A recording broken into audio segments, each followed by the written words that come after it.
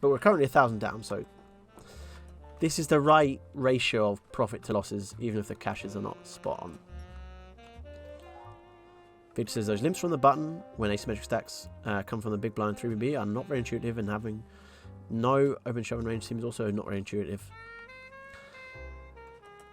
Yes.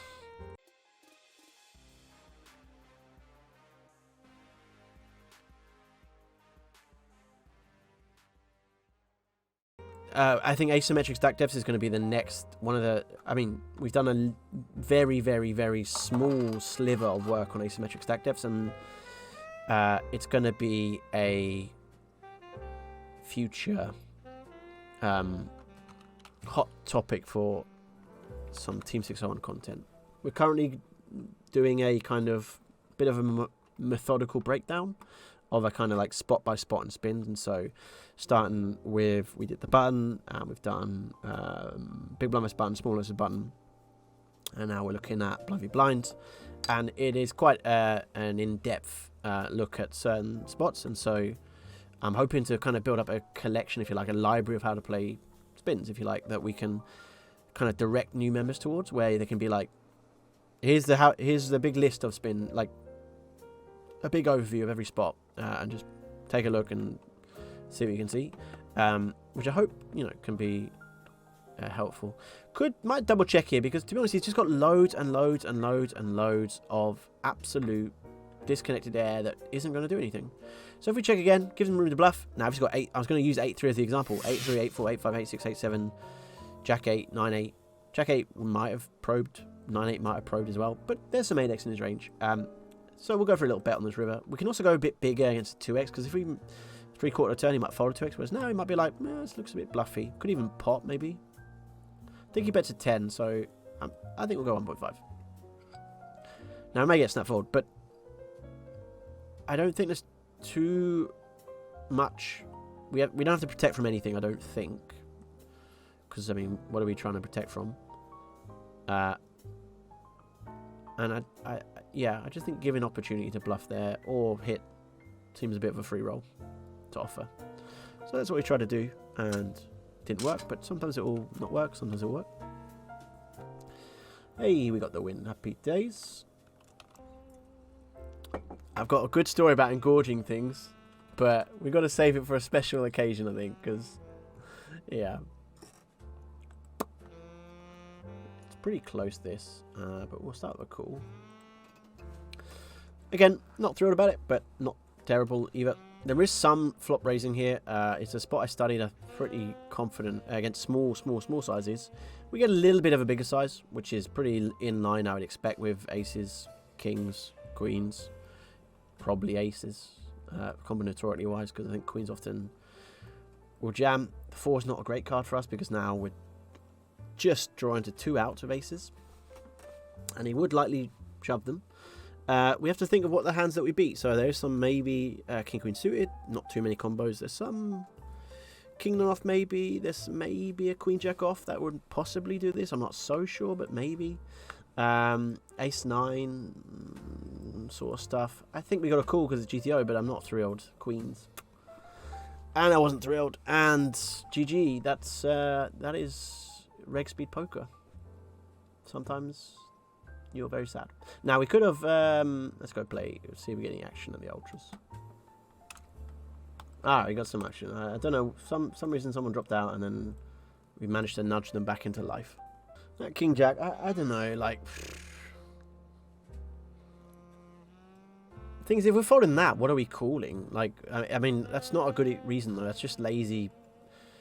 That's a bit of a lazy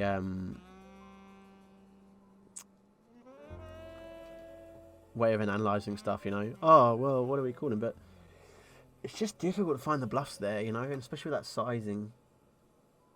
I don't know, like, let's say aces, kings, queens. Panda Poker, thank you very much for the follow. Aces, kings, queens. And probably that's it from the value. 10s, I guess, if that's a 3-bet, although I think 10s would shove. Jacks, 1 combo. Kings, 3 combos, aces 6 combos, queen 6 combos. So we're looking at 16 combos of value there. We've got to be right about 1 in 3 times. So the question is, are we going to be able to find... Yeah, 8 bluff combos. It doesn't sound a lot, but at the same time, can you name 8 bluff combos there? Anybody? Anybody name 8 bluff combos? King Queen suited is 4. It's not actually 4, it's 3, and I'm not so sure it's all there is there. So that's not enough. That's still need some more. And then we're still looking for another 5.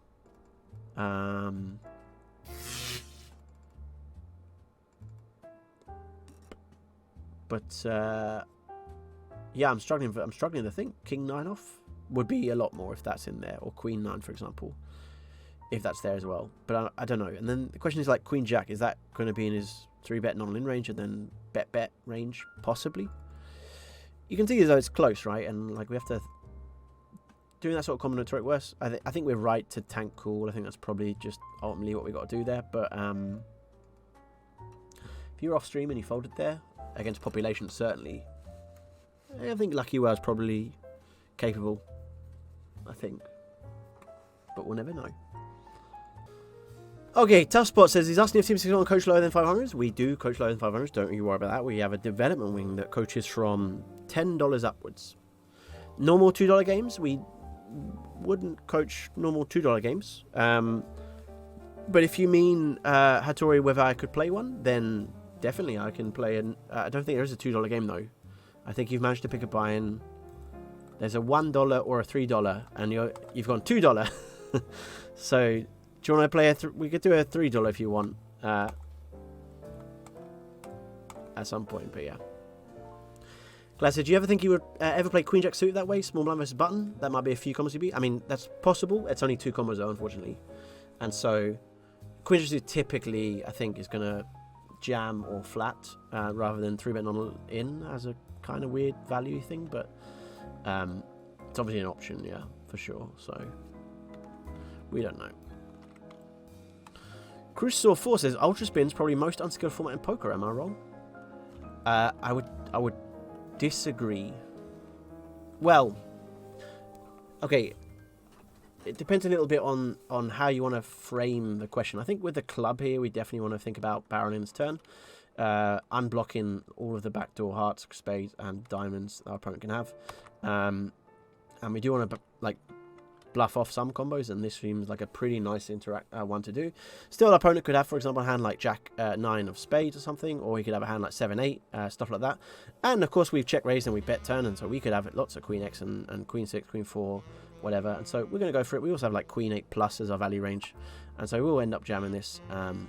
We would give up with, I think, for example, if we had maybe like a 7-8 or something, we would give up. Queen 10 is obviously a very reasonable call, like. Sure. So that's not going to work out in that case, but we do have to have some bluffs there, and I think our hand is pretty reasonable to take, and sometimes it doesn't work. But I'm happy with that. I'm happy with that. I think that's absolutely fine. God, the hair. I'm going to do my hair when it's on break, ladies and gentlemen. So, Crusoe, I would say that if you were asking from a kind of like individual hand, if you're asking for Pedro's, I already see. Sort this out. If you're asking from a kind of how many when you play ultras compared to reg speeds, more of your decisions are pre-flop. That's true. So as a kind of take a random 100-hand spectrum, and you are right to suggest in that case that there will be fewer decisions required over that sample of hands or over that one game or something. Where I think though you would be slightly mistaken is the idea though that somehow that equates to being less skilled. So what actually happens is that the decisions that you do have are incredibly important and incredibly important to get right, such as this one, for example, where we don't want to be folding. We just want to start with a call, and let's see how the turn brings a heart, makes it nice and awkward.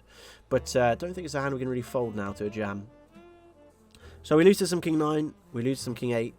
We do beat some combos, and so when you think about some of his bluff, if he's check raise, for example, with a Jack 9 with Jack of Hearts or something, we actually have that dominated and in pretty tough shape, and we have tons of equity, and so quite tough, but yeah, I don't think we can fold this. King Jack, fair. Touch his life. Now, what was I saying?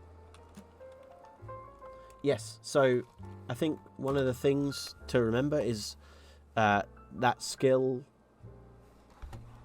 in the decisions you make. It is unbelievably important. Like, there's so many aspects of ultras, and I think it's, yeah, many people will kind of just think, well, they're just a lottery game, or it's just about shove fold, or whoever knows Nash, and there's no skill in this game. And yeah, that is a lot of people have that kind of, it's a consensus view from a lot of people, and that's fine if people want to believe that, but it is, I think, indisputably wrong, unfortunately. Fortunately, let's say, for those of you who are trying to become successful in Spin and Goes Ultras, there is so much. Leggy, per favor, back again. Grazie mille, amigo. Thank you very much for following. Hope you're doing well. Back again, Leggy. Leggy Blonde. So, the answer, Crusoe, to your question, it depends. And that's the answer to every poker question ever, yeah? I'm going to go for a little block here, I think. Let's go 1.3. No, skill in any game, it's just the most variance. Variant, yeah. It is definitely really high variance, for sure, in terms of the short term. But a way to think about that is it just takes a longer time frame for your skill to be realised. So you wouldn't want to play 5 games of Ultras and then try and decide whether you're winning or losing, whether you're therefore going to play this game long term. But if you've got the right information at your disposal, you can figure out very quickly how you're over shorter term samples, you have a good insight into what more likely your longer term win rates will be. There's lots of EV metrics you can kind of point towards. Okay, let's start with a check. So a min check raise check, which is interesting. Could be some sort of 3x, it could be some 6x. King X is possible. Should we ever bet this and just turn our hand to a bluff? I'm kind of tempted. The reason being, if we get a check call here, we can even like, we can get a fold now, which is not a problem, but we can even just maybe check some. I don't know. It's an interesting spot. I think if we've got the best hand, we don't mind betting because we just don't mind getting the folds there. If we've got the worst hand, we don't mind betting because if we typically eliminate kings from opponent's range, which may be wrong as an assumption, but if that assumption stands true, then I think betting seems to be quite sensible. But I might be wrong, of course. I'm only ever speculating, and we can never play perfectly, but yeah. Glad says, alright Tom, a very important question. After how many blows should a tissue be tossed away, or is it more of a volume of mucus type of problem? Well, thank you for asking, Galactic. I can confirm, as having had some sinus surgery over a year ago, I'm a bit of an expert now in mucus-related tissue questions. Thank you. So, if you've ever had sinus surgery, about initially the couple of days after sinus surgery, you just bleed lots, and like I put 2 tampons up there because turns out they're pretty good at absorbing the blood. Anyway, but after a certain amount of time, the idea is your sinuses clear, and then I think this is where your sinuses are. You have sinuses everywhere, but they will then just drain. Should we go for a pot here? How much 3x does he check and check? Just gonna try. I'm very confused about the check, so I don't want to just lose to queen high if that's in the opponent's range. So we'll just go for a bet there. Let's jam the a6. But after 2 weeks where you take your tampons out, you then enter, let's call it the mucusy phase, right? So your sinuses are draining, and at a certain angle, you'll tilt your head, and then when you tilt your head, you'll sinuses will drain, and you'll have lots and lots and lots of mucus coming out.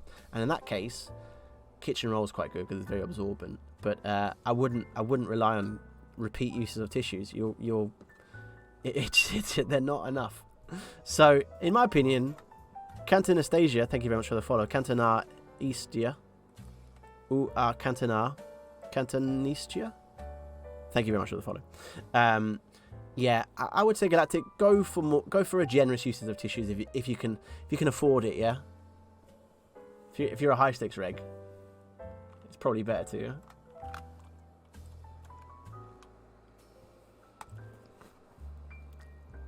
Pedro's, tell me what happened to your hair. Pedro's, you're gonna see. I'm going to do it half time now. Too many hair comments. I'm disappointed. I've got a complex about it.